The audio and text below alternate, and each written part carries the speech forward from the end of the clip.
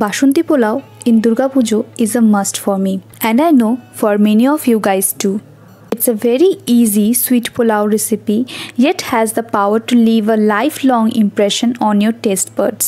পুজোর শেষে আড্ডা মানে নবমীর আড্ডার পর যদি পাতে বাসন্তী পোলাও আর কষা মাংস না থাকে তাহলে কোথায় যেন পুজোটা ইনকমপ্লিট থেকে যায়। তাই আজকে আমি আপনাদের সাথে এই ট্র্যাডিশনাল রেসিপিটি শেয়ার করছি।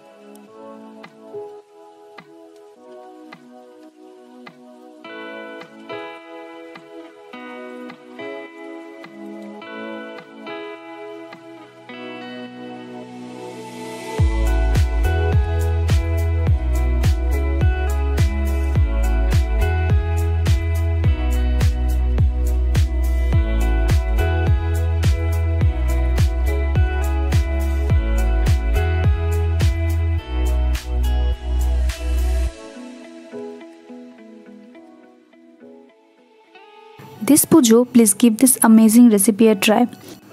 আর আজকের আমাদের এই ভিডিওটি আপনাদের কেমন লাগলো জানাতে ভুলবেন না। আপনাদের পুজো স্পেশাল মেনুতে কি কি থাকছে শেয়ার করুন আমাদের সাথে আমাদের কমেন্ট সেকশনে। আর ভিডিওটি ভালো লাগলে লাইক, শেয়ার এবং সাবস্ক্রাইব করতে ভুলবেন না। সুস্থ থাকবেন, পুজো সবাই ভালো কাটুক, আনন্দে কাটুক।